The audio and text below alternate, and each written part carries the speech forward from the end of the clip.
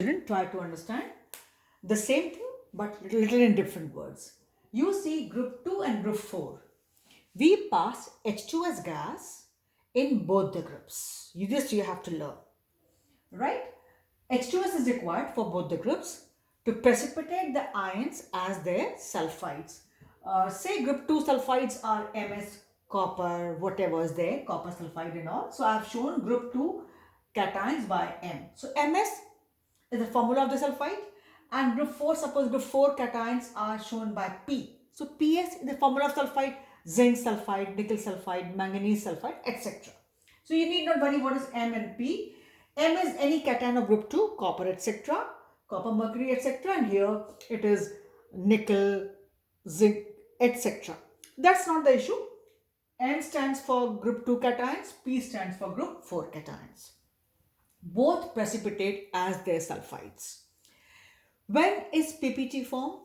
I have told number of times it is only formed when IP exceeds KSP. Means ionic product exceeds or is more than solubility product, right?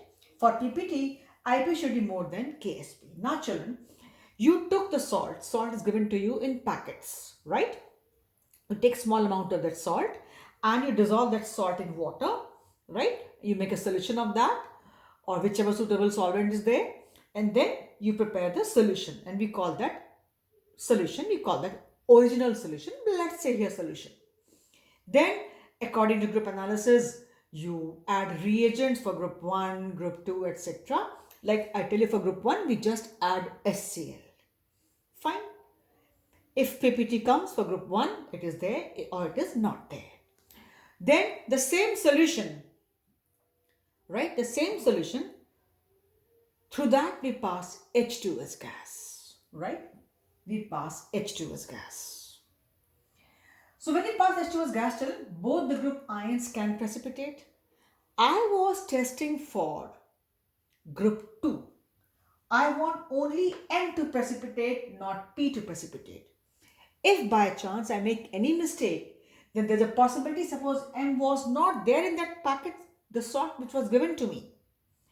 It was the ion P, but P can also precipitate in group 2 by mistake, and then you will say group 2 present and so ion is present because you did something wrong in the testing. So children, you cannot change this concentration and this concentration.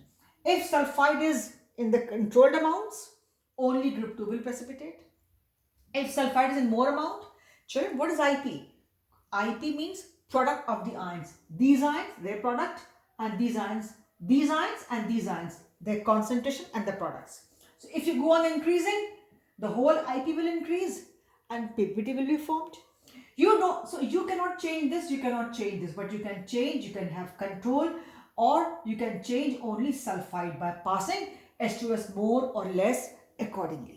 Now when you pass H2S, children, so you always pass it in proper amounts. Now what is proper, what is not proper? Maybe only sulfide, those are found which only precipitates this as M only, as MS. Or many sulfide formed are there which will precipitate a P also as PS. So we don't want to take chance. What we do? We first add HCl. Here we add HCl. So HCl will break up into H plus and Cl minus, and then only I pass H2S gas. It will also break up like this, but you know very well, since we want less ions for group 2, so that very easily this product, the product of this and this, easily able to, exceed KSP, and the PPT is formed. So I want only controlled amounts of sulfide here. This I do with the help of common ion effect, and I got PPT. But suppose I want to precipitate this, and if I do this, it will not happen. So what do I do? For group 4, same H2S I pass, but prior to that I add NH4OH. So what happens? There's no common ion effect. This breaks up like this breaks up like this freely. So what happens? No common ion, sulfide ionizes freely, large number of ions are formed. So P although controlled, fixed, but the sulfide from H2S in large amounts is there, and hence product of this and this easily exceeds KSP and PPT is formed. So here there was no common ion effect. We passed H2S gas in the basic medium, means in the presence of NH4OH. And here in the acidic medium, so it was common ion effect. It was controlled so that only those sulfide ions are there that we get PPT of only M and S, not P and S. Suppose I exceed sulfide. So quite possible this P also combines with those many sulfides, and P and S, the product of their concentrations easily exceeds KSP and PPT will be formed. And that will happen in exercise of group 2 only, while it had to happen in group 4. Because you did not add HCl, the phenomenon of common ion effect did not take place, the sulfide ions could not be controlled and PPT was formed. And the result will go wrong. That's why we pass H2S gas here in HCl presence, in the presence of HCl, and here H2S gas in the presence of NH4OH. So no common ion effect, easily free large number of sulfide ions, and then we are easily able to exceed the KSP of these ions and PPT is formed. And here we need less sulfide ions, hence common ion effect we have to carry out and easily PPT is formed. If by chance we make any mistake, this if present will also come here, although group 2 suppose was not there. So I will say group 2 present because I have done this testing. I did this testing and I forgot to add this. Then what will happen?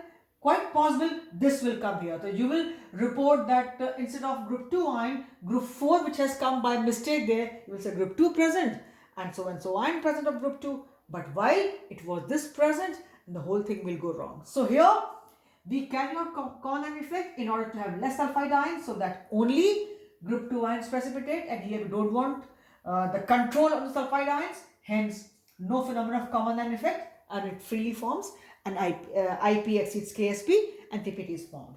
In group 3, PPT we get of this. So M3 plus and thrice OH minus their cube. You know, IP, you know the formula also, children. This is fixed. We have to only play with this. We can reduce it or we can add it. So what happens if I add like freely NH4OH, or you say NaOH, whatever you want, but actually we use, as we have seen, NaOH cannot be used, we use NH4OH.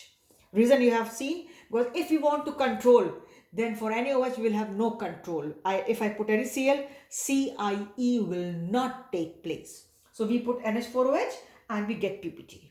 But prior to NH4OH, we add NH4Cl to carry out common ion effect.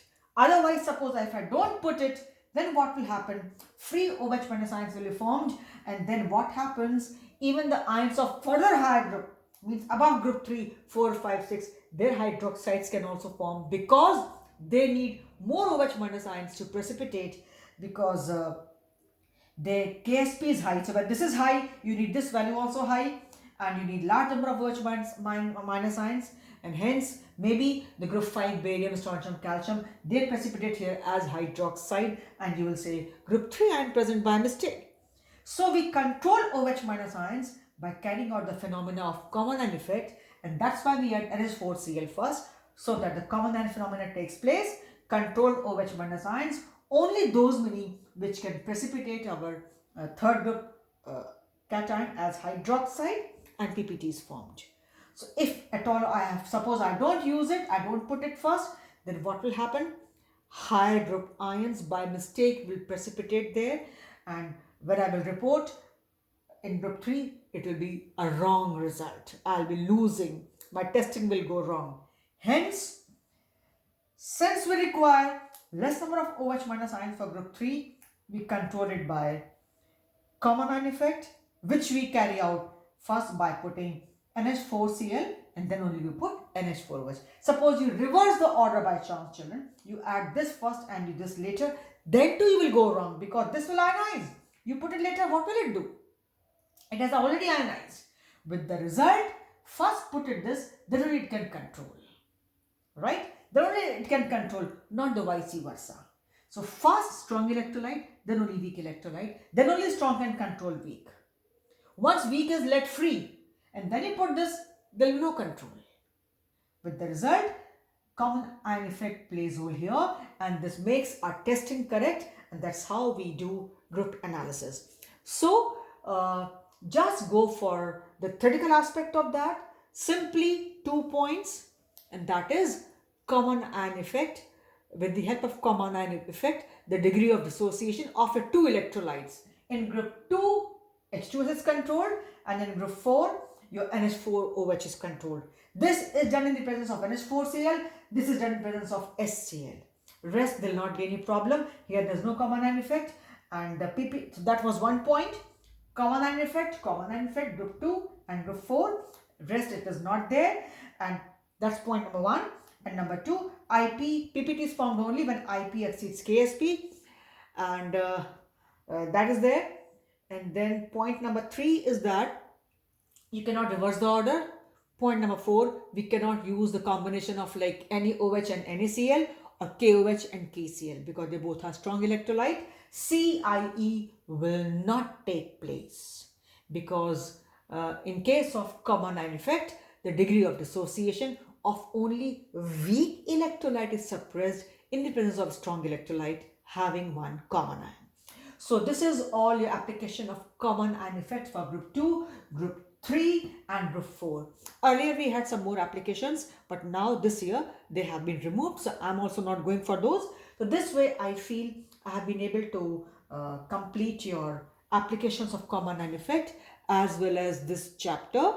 And next class will be our live class, and that day I'll again explain you these things plus some topics of this chapter, other topics. But again, maybe if requires, I'll again come back to this, right? So this is all for this chapter. This is all for today. And for this video, we stop here.